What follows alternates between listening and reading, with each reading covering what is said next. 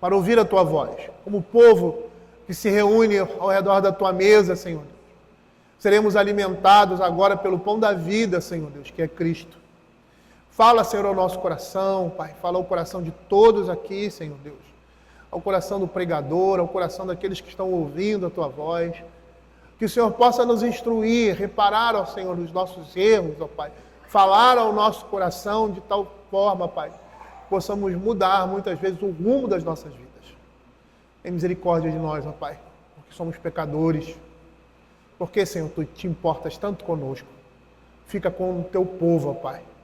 É o que nós pedimos, em nome de Jesus. Amém. Queridos, vamos abrir a palavra do Senhor em Provérbios capítulo 16, agora no verso 2, nessa nova subunidade que vai até o verso 9, como nós já apresentamos na introdução, que vai falar sobre a soberania de Deus e o governo divino. E é interessante porque, apesar de esse ser o tema desse desenvolvimento, outras coisas a respeito de nós e do próprio Deus vão nos ser ditas aqui, tendo como fundamento esse tema. Eu vou ler o verso 1 e o verso 2 e nós vamos partir aqui para o verso 2, diz assim a palavra do Senhor. O coração do homem pode fazer planos, mas a resposta certa dos lábios vem do Senhor. Todos os caminhos do homem são puros aos seus olhos, mas o Senhor pesa o espírito. Como nós vimos, esse verso dá continuidade ao tema do governo do Senhor sobre a iniciativa humana. Ele declara a avaliação do Senhor das motivações humanas por trás de suas palavras e atos, por meio das quais o Senhor determina o que vai confirmar ou não. Perceba que esse verso se liga ao verso anterior, pela expressão do homem, o coração do homem, todos os caminhos do homem, e também pelos vocábulos usados como sinônimos.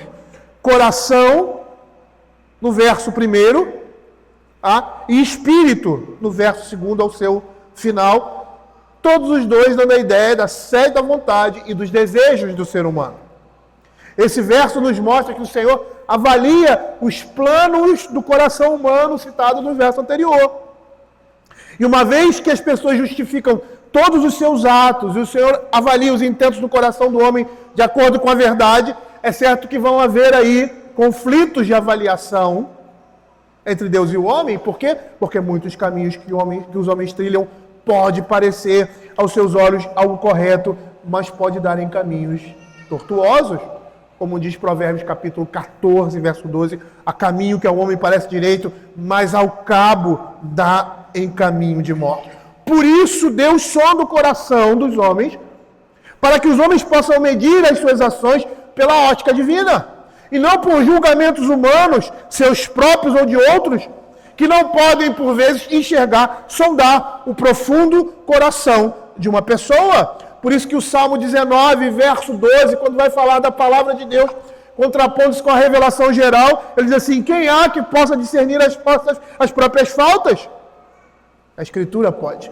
Absolve-me das que são ocultas. E não só por isso, mas também porque a Escritura, lá em Provérbios capítulo 15, verso 11, vai dizer que o além e o abismo estão descobertos diante do Senhor. E se essas coisas estão descobertas diante do Senhor, quanto mais o coração dos filhos dos homens.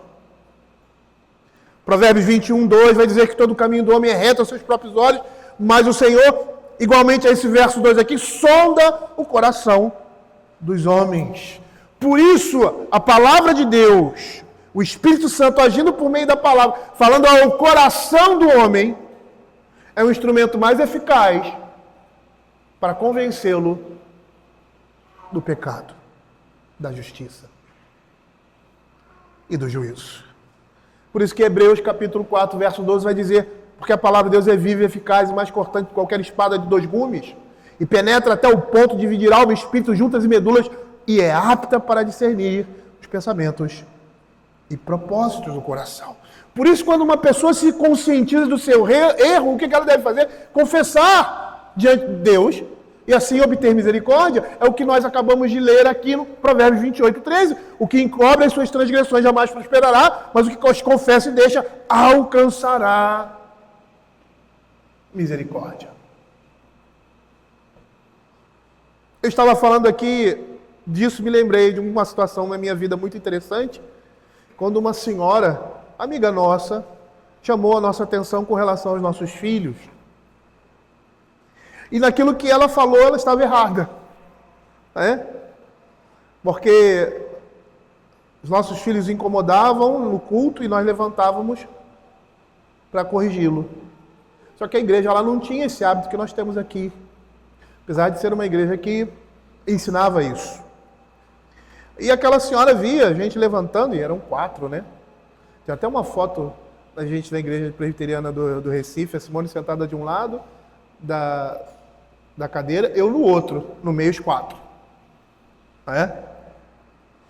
E ela veio conversar conosco. Né?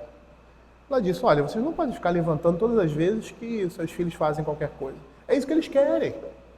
Vocês não estão percebendo isso? Nós não falamos nada, ficamos calados, né? Ouvimos o que ela tinha a dizer. Não era aquilo que estava acontecendo. Mas Deus usou aquilo ali para chamar a nossa atenção para outra coisa. Quando nós chegamos em casa, fomos conversar, e aí começamos a ver alguma coisa que nós não tínhamos visto. É interessante como Deus age. É muito interessante como Deus age. Porque até por meio de uma situação em que aquela pessoa viu por vista, e ela julgou daquela forma, né? E com toda boa intenção veio conversar conosco, com amor, com educação, né? Com respeito, mesmo porque era uma pessoa muito próxima a nós. Né? Só que o que ela disse não tinha nada a ver. Mas serviu para a gente parar para pensar e para olhar para um outro lado. Naquele momento a gente não estava olhando. É interessante como Deus age nas nossas vidas. E nós precisamos ser sensíveis a que o Senhor esteja agindo, ou melhor, em ver aquilo que Deus está fazendo. Até mesmo por meio dos erros, nossos ou de outras pessoas com relação a nós, em nossas vidas. O salmista ele vai pedir para que Deus sonde o seu coração e ver se existe nele algo que ele não consiga ver. Lá no Salmo 139, no verso 23 e 24, né? Você tem ali uma declaração do salmista da onisciência e da onipresença de Deus. Provavelmente ele estava sendo acusado de alguma coisa. E todas as vezes que nós somos acusados ou vivenciamos alguma coisa, nós reagimos a isso. É impossível nós não reagirmos a esse tipo de coisa. E como deve ser a nossa reação? O que acontece com relação quando nós reagimos? E aí o salmista, a preocupação dele era com o coração dele diante do Senhor. Para que a sua reação, a sua postura diante daquela situação não demonstrasse o seu próprio pecado e, apesar de estar limpo diante de uma situação, fosse maculado por causa do seu próprio coração. Ele pede, sonda-me, ó Deus, e conhece o meu coração, prova-me e conhece os meus pensamentos, vê se há em mim algum caminho mau e guia-me pelo caminho eterno. Nós olharmos para a vida de Davi e nós vamos perceber que ele foi perseguido injustamente. E o pedido dele com relação à injustiça que estava sendo cometida era que ele, diante daquilo, não pecasse diante de Deus. Quando nós olhamos para esse contexto, e o contexto aqui do que nós vamos começar a falar, por vezes nós vamos perceber que as nossas boas ações e julgamentos podem estar contaminados com pecado em nossos corações que não conseguimos ver. E se tornam tão maus quanto aquilo que estamos combatendo ou sendo alvo. Por isso, sonda-me o coração, ó Deus, prova-me, vê se há em mim algum caminho mau e guia-me pelo caminho eterno. Todos os caminhos do homem são puros aos seus olhos, mas o Senhor pesa o espírito. Isso quer dizer que por vezes nós, em nossa opinião iludida,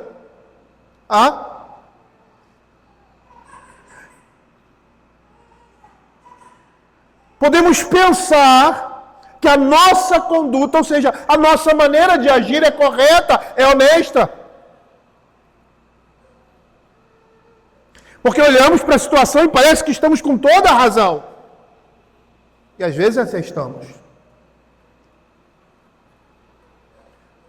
Percebam que essa expressão puro quer dizer, puro aqui significa honesta. Também. O Senhor avalia os motivos do coração do homem, porque você pode estar fazendo algo aparentemente justo, honesto, mas com uma motivação pecaminosa. E a Escritura vai dizer que o Senhor vai pesar no seu coração. Na aula dominical, eu acho que hoje nós vamos estudar isso também, continuar, falamos sobre boas obras.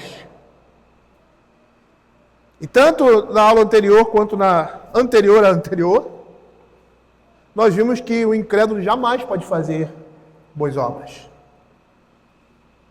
E isso não quer dizer que o ímpio não possa fazer o bem, que representa uma ação ordinária do Espírito Santo na sociedade em geral, mas que diante de Deus ela está manchada com pecado, pois não são feitas para glorificar o nome de Deus e nem em obediência a Ele. Então isso seria um parâmetro para nós. Percebermos os nossos caminhos, os nossos atos, os nossos pensamentos. Porque o homem pode estar fazendo algo bom, justo e correto aos olhos dos homens, mas pode ser abominável ao Senhor, porque não provém de fé. Abra Mateus capítulo 23, verso 23. Veja um bom exemplo disso na pessoa dos escribas e fariseus, quando a Escritura vai dizer assim: ai de vós, escribas e fariseus hipócritas, porque dais o dízimo da hortelã, do endro e do cominho, e tendes negligenciado os preceitos mais importantes da lei. Perceba que o Senhor Jesus não critica a atitude dele, que extrapolava a lei. A lei não dizia isso. Eles não eram obrigados, diante de Deus pela lei, a fazer isso. Então, as pessoas que faziam isso, faziam de coração. Ou, supostamente, de coração, né? Que não é o caso aqui. Mas perceba que na justiça deles, eles negligenciaram os preceitos mais importantes de que fundamentavam a sua própria ação: a justiça, a misericórdia e a fé.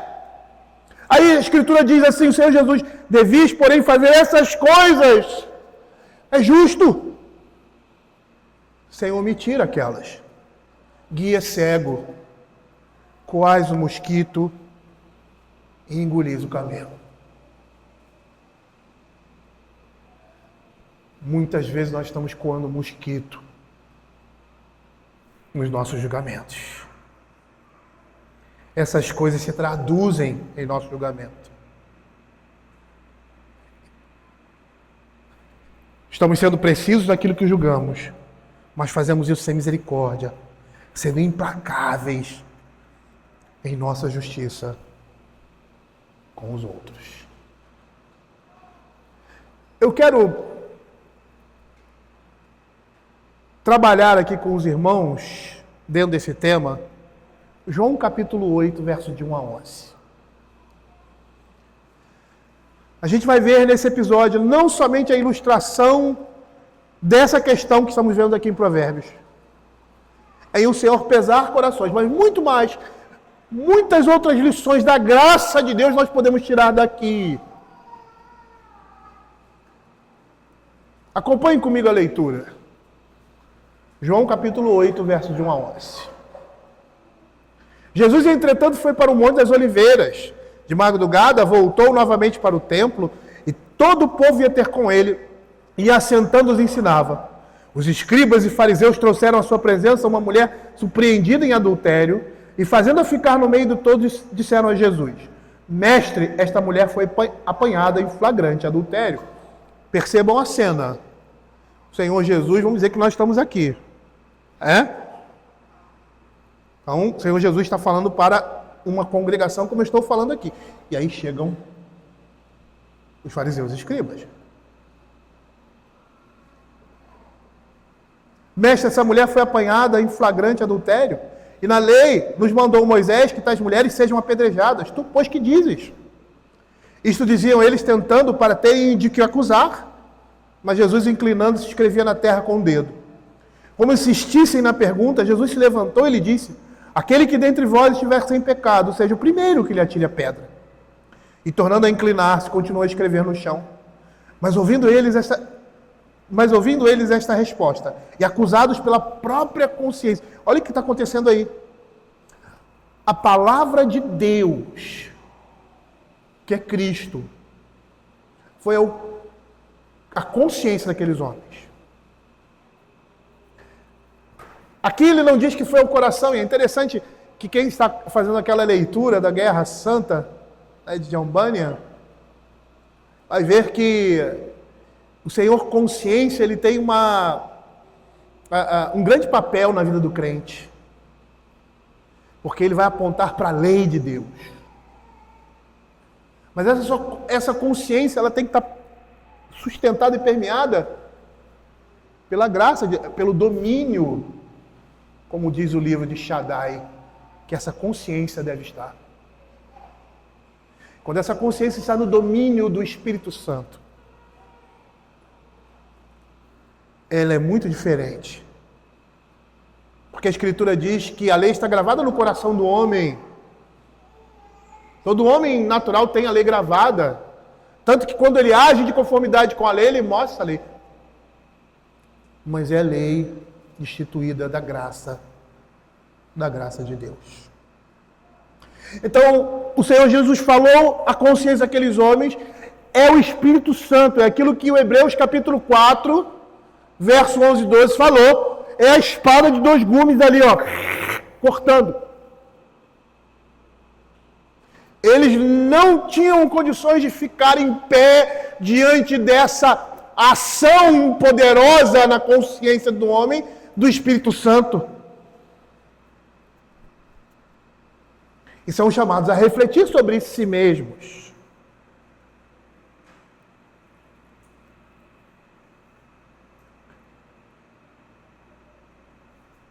E tornando a inclinar-se, como insistisse na pergunta, Jesus se levantou e lhe disse: Aquele que dentre vós estiver sem pecado, seja o primeiro que lhe atire a pedra. E tornando a inclinar-se, continuou a escrever no chão.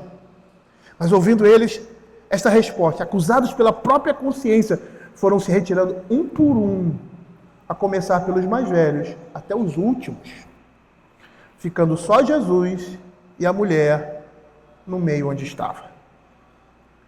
Erguendo-se Jesus e não vendo ninguém mais além da mulher, perguntou: Mulher, onde estão aqueles teus acusadores? Ninguém te condenou? Respondeu ela: Ninguém, Senhor. Então lhe disse Jesus: Nem eu tampouco te condeno. Vá e não peques mais. Perceba aqui. Vamos ver o que esse texto está nos dizendo. As autoridades aqui não estão interessadas em assegurar que a justiça fosse imparcial, mas o objetivo deles era outro: prender Jesus em um dilema. Há muito claro isso aqui, Ele diz assim, no verso 6, e isto lhe diziam, tentando-o para terem de que o acusar. Elas não estavam interessadas em assegurar que a justiça fosse feita ali, mas de prender Jesus numa situação difícil. Perceba a situação. A mulher é conduzida sozinha e é exposta publicamente. E a gente sabe que o adultério não é um pecado que se comete sozinho. Diz que ela foi pega em flagrante adultério.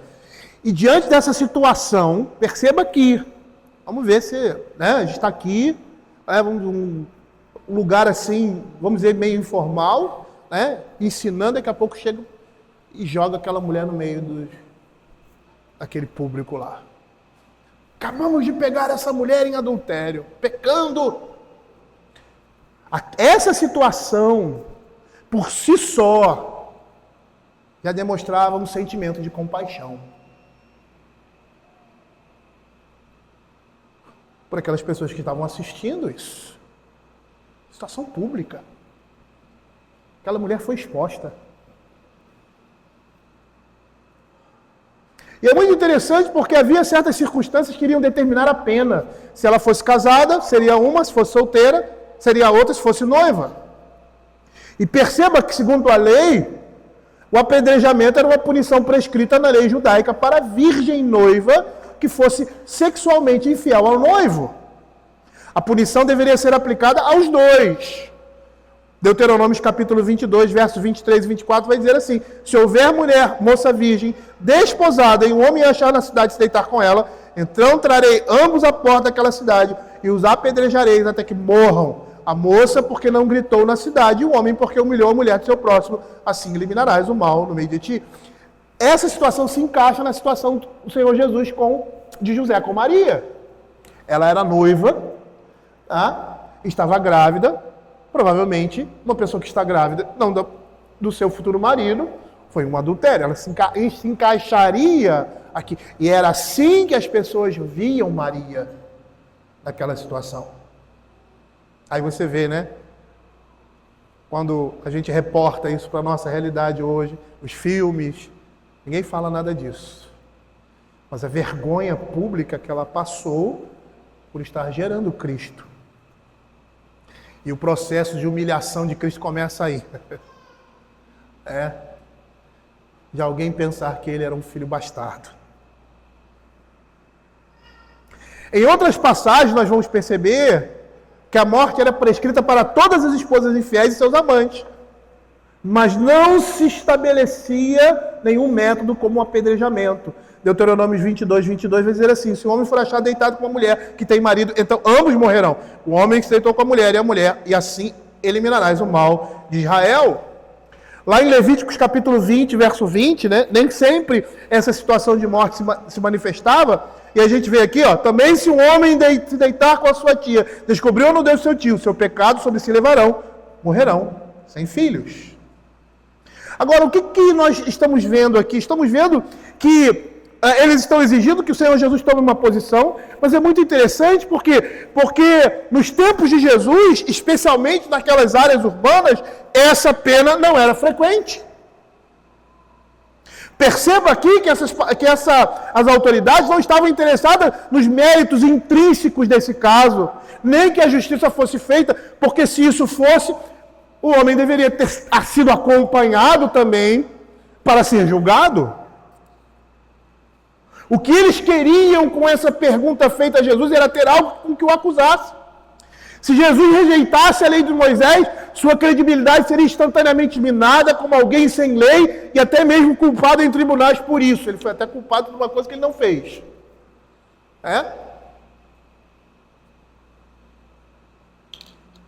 Se ele mantivesse a lei, estaria apoiando uma atitude largamente impopular e que não era aplicada na vida pública naquele momento. Nós vamos ver que no decorrer da revelação, muito claramente, e os rabinos da época já entendiam dessa forma, que essas condenações por morte estavam ligadas à exclusão da igreja. No Antigo Testamento, a morte. No Novo Testamento, o decorrer do desenvolvimento da igreja, do desenvolvimento do povo de Israel, eles já entendiam. Aquilo era um sinal para a exclusão, expulsão do corpo de Cristo. Ou seja, do corpo da igreja, no caso judaica. Então, diante disso, era difícil harmonizar como bem sucedida se ele toma essa atitude, né? Seria difícil harmonizar com o comportamento do Senhor Jesus, que tinha compaixão com aqueles que eram subjugados e desacreditados. Seria incompatível com a rapidez em perdoar e restaurar. E também incompatível com o anúncio do poder transformador da vida ligado a um novo nascimento. E não só isso, além disso, se ele pronunciasse uma sentença de morte, estaria infringindo direitos exclusivos do prefeito romano, o único que tinha autoridade na época para decretar sentenças de morte. Que situação, né? Como sair de uma situação como essa sem perder a sua autenticidade, a justiça, a misericórdia e a fé. Quando Jesus profere as seguintes palavras: aquele que dentre vós estiver sem pecado, seja o primeiro que lhe atire a pedra. E é interessante nós olharmos o sentido. O sentido aqui é que nessas palavras, eles são chamados a sondar seu coração de acordo com as suas consciências de não serem culpados do mesmo pecado. Ou seja, do pecado de adultério. Porque adultério não se comete no ato em si, mas por meio de atitudes e pensamentos. E veja que todos eles foram acusados da sua consciência. Nenhum deles estava em condição de julgar aquela mulher naquele mesmo pecado. Veja aqui como essa realidade se encaixa. Todos os caminhos do homem são puros aos seus olhos, mas o Senhor pesa o espírito. Foi isso que aconteceu naquela hora. Por meio da palavra do Senhor Jesus, o Senhor estava sondando o coração de cada homem ali. E quando o homem é confrontado pela palavra de Deus, pelo poder daquele que manda o mar se acalmar, que ressuscita mortos e que criou esse mundo, o homem não tem como ir adiante. E é interessante porque atirar a primeira pedra aqui seria dizer que a testemunha, aquelas pessoas que testemunharam o fato, deveriam ser os primeiros. Isso está em Deuteronômio capítulo 17, verso 7. A mão das testemunhas será a primeira contra ele para matá-lo, e depois a mão de todo o povo. Assim eliminarás o mal no meio de ti. Ele aqui apela diretamente à consciência dos homens. É o Senhor pesando o espírito, sondando os corações.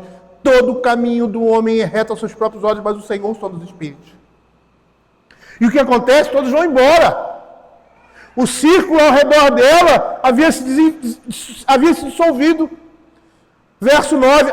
Mas ouvindo eles esta resposta, acusados pela própria consciência, foram se retirando um por um, a começar pelos mais velhos, até os últimos, ficando só Jesus e a mulher no meio onde estava. Parece que não ficou ninguém. É como se estivéssemos aqui, eu estivesse falando, e aí eu paro, que Jesus para de ensinar, parece que no momento em que estava ensinando, aquele povo parou, é como se tivesse acabado, mas todo mundo está ali observando, vendo o que está acontecendo. E aí quando ele, não fica um.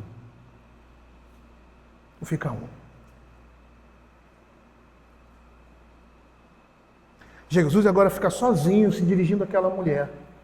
E olha como ele se dirige àquela mulher, que foi pega em adultério. Mulher, era uma maneira respeitosa de se falar com uma mulher. Ele não pergunta se ela é culpada, mas se havia ainda outros que a condenavam. E perceba aqui, a culpa daquela mulher está clara com a resposta de Jesus. Vai e não peques mais, ela era culpada do seu pecado. Mas perceba a atitude de Jesus. É tão interessante porque ele a chama de forma respeitosa. O que nenhum daqueles homens, nem o homem que esteve com ela no seu pecado, a tratou dessa forma. Porque se ele tivesse a tratado com respeito, não teria cometido esse pecado.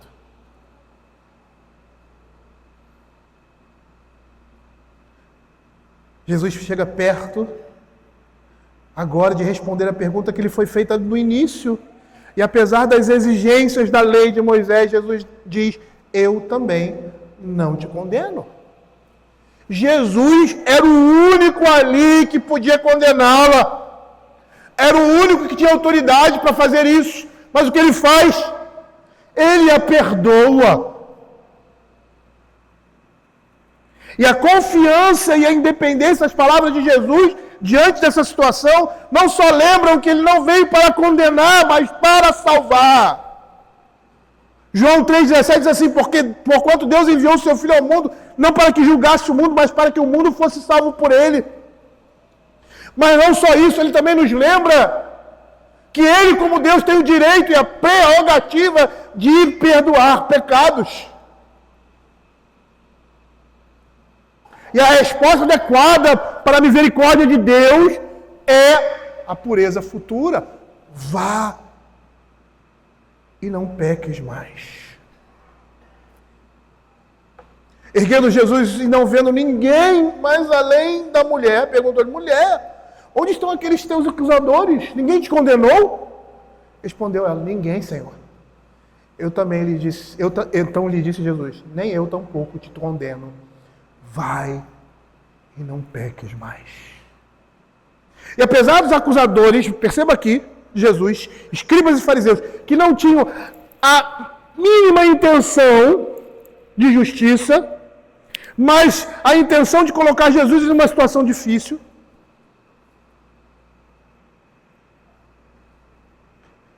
apesar desses homens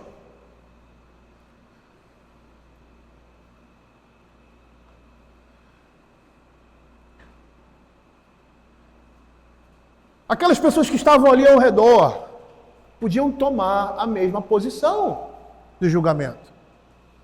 Porque o homem naturalmente faz isso. O homem raciocina, o homem pensa.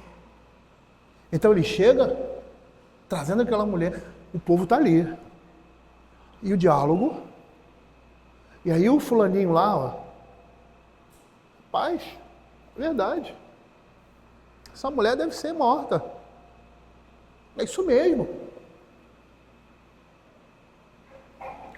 Eles não estão pesando a atitude daqueles homens que estão trazendo aquela mulher. Eles não sabem o que aqueles homens estão pensando. Realmente, os fariseus e os escribas estão corretos. E aí, Jesus, o que você vai fazer? Porque à primeira vista parecia correto condenar a mulher pega em flagrante adultério. Mas Jesus não estava interessado em condená-la, mas sim em salvá-la. E quando nós olhamos essa situação, nós vamos perceber que parece muito conosco quando queremos condenar alguém por seu pecado. Mas a nossa atitude de confrontamento deveria ser levar a pessoa ao arrependimento, como o Senhor Jesus fez. Mesmo se tivéssemos em condição de julgar e tivéssemos conhecido todos os detalhes sobre a situação, nessa hora o que nós devemos fazer? Pedir que Deus esteja sondando o nosso coração ao julgar.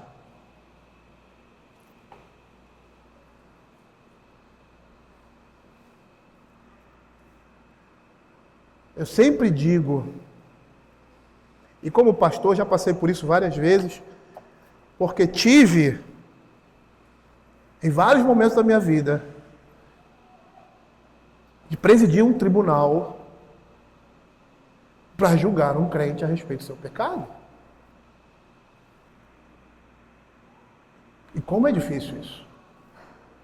Como é difícil. E diante de todas as situações, quando muitas vezes vem aos nossos ouvidos julgamentos de conselhos ou de situações alheias, eu percebo que eu não tenho condições de emitir um juízo. Não tenho. Às vezes a gente até emite para nós, né?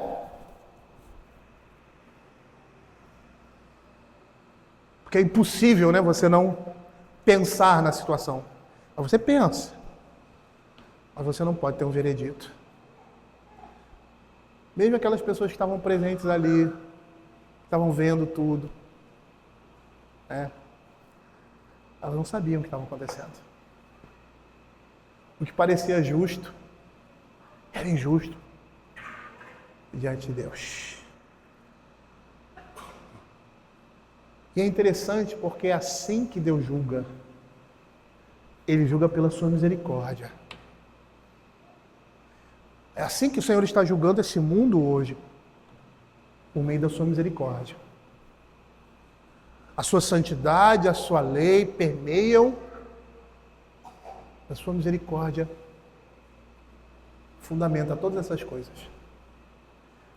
E é por meio dela que muitos são condenados, e é por meio dela que muitos são salvos.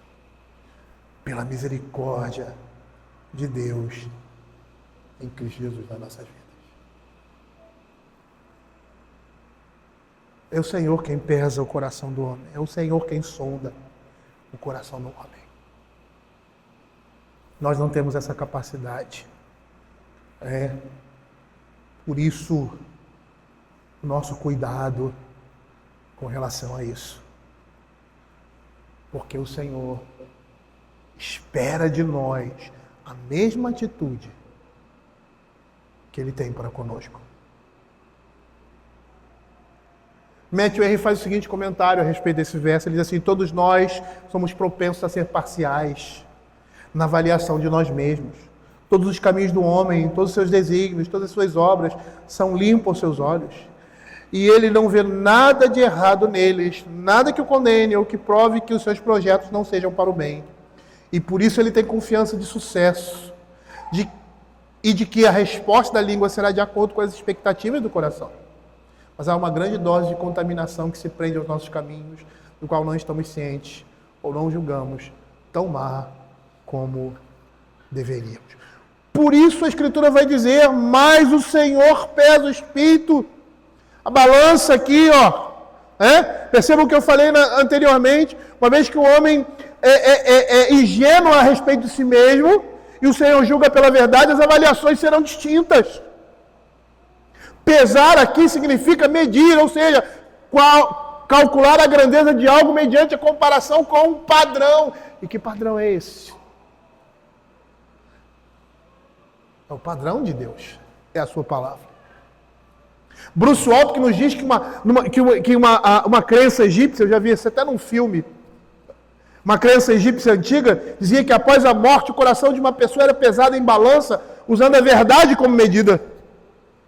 Quando a Escritura nos diz que o Senhor pesa o nosso coração em relação às nossas ações e pensamentos, qual é o padrão que Ele está usando? O padrão é a sua lei, é a sua santidade, é a sua verdade, é a sua justiça, é a sua misericórdia. E assim Ele julga retamente nossas ações com justiça, misericórdia e graça. Veja aqui que ele fala que ele pesa o espírito. Espírito aqui nesse verso é aquilo que impulsiona o homem. É uma figura de linguagem comparativa para a disposição de uma pessoa, ou seja, suas opiniões, desejos, vontades. Muitas vezes na Escritura você vai ver essa utilização, coração, espírito, como tem lá em Ezequiel 18:31, lançai de vós as vossas transgressões com que transgredistes, e criai em vós coração novo, espírito novo, é a mesma coisa.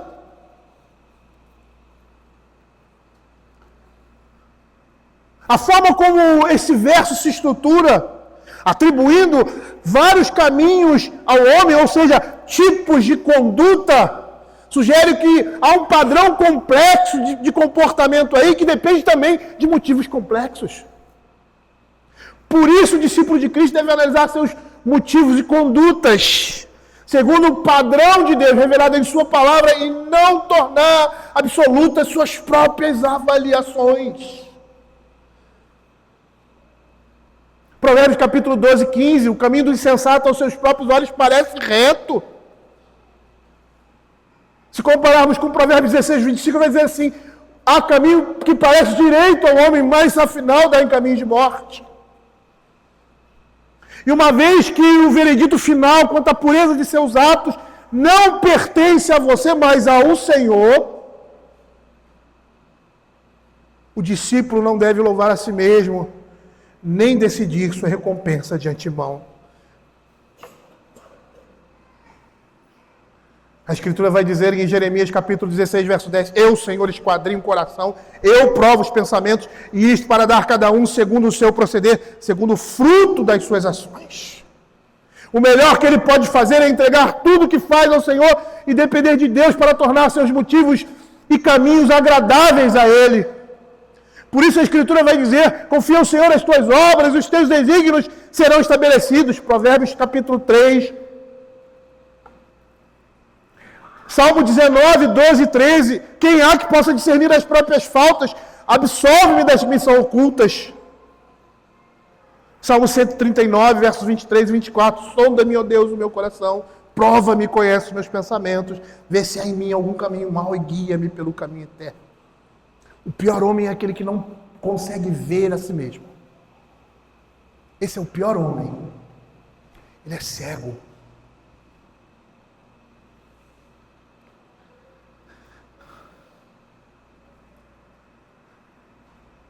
Queridos, eu gostaria de encerrar chamando a sua atenção para o que nós vimos nesses versos. Perceba que, se uma pessoa não é capaz de julgar os próprios motivos, muito menos então deve julgar os motivos dos outros. Não julgueis para que não sejam julgados, pois com o critério com que julgardes, sereis julgados. Com a medida com que tiveres medido, os medirão também. Por que vês tu o argueiro no olho do teu irmão, porém não reparas na trave que está no teu próprio? Ou como dirás a teu irmão, deixa-me tirar o argueiro do teu olho, quando tens a trave no teu? Hipócrita! Tira primeiro a trave do teu olho, então verás claramente para tirar o argueiro do olho do teu irmão. O juízo temerário é precipitado.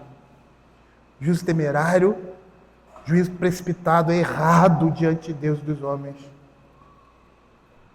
E olha que interessante. Por vezes, os nossos relacionamentos mais íntimos e próximos, estamos sempre julgando os atos alheios, porque achamos que sabemos o que se passa no coração de uma pessoa. Isso é muito comum no casamento. Quantas vezes já fiz isso com Simone? Ela fala uma coisa e eu julgo aquilo que ela está dizendo. E ele diz, mas eu não quis dizer isso. E muitas vezes não é porque a fala dela é confusa, porque às vezes a gente fala uma coisa e a pessoa entende outra. É por causa do entendimento do meu coração. Eu estou julgando. A Escritura vai dizer assim, responder antes de ouvir seria uma outra face, é estultice e vergonha. É assim que nós fazemos. Precisamos ter cuidado. É isso que a Escritura vai dizer. Os nossos juízos e as nossas conclusões.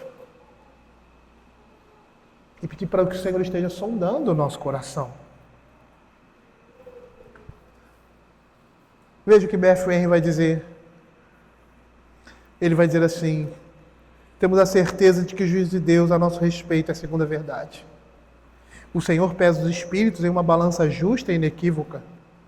Ele conhece o que há em nós e profere a sentença de maneira correspondente, escrevendo tekel. Pesado foste na balança e achado em falta. E de acordo com o seu juízo, devemos permanecer ou cair. Ele não somente vê os caminhos dos homens, mas pesa os seus espíritos. E nós somos como nossos espíritos. É tão interessante o exemplo que eu dei aqui de Cristo, né? Não podia ser outro. Por quê? Porque o livro de Provérbios, apesar de ter sido escrito alguns milênios ou centenas de anos antes do nascimento de Cristo, o que nós estamos vendo aqui são as virtudes dele, que nós devemos aplicar no nosso dia a dia. Vamos orar. Vamos orar. Senhor Deus Pai, nós queremos te agradecer pela tua palavra. E te pedir que o Senhor esteja nos ensinando, Pai. Que o Senhor esteja, Senhor Deus, movendo o nosso coração, mexendo conosco. Para que não possamos permanecer da forma como estamos, ó Pai. Mas que estejamos sondando os nossos corações e principalmente as nossas atitudes quando essas coisas acontecerem, para que naquele momento, Senhor Deus, imediato, reconhecermos, se assim for possível, pela Tua graça, o nosso pecado, Pai. E pedimos perdão ao Senhor, ao irmão, que o Senhor tenha misericórdia de nós, ó Pai. Que sejamos, ó Pai, misericordiosos, justos com outros. Que o Senhor esteja, Pai, sondando o nosso coração e julgando os nossos atos, para que não estejamos aí, Senhor Deus, borrifando no nosso entorno, Pai, amargor, ira, pecado.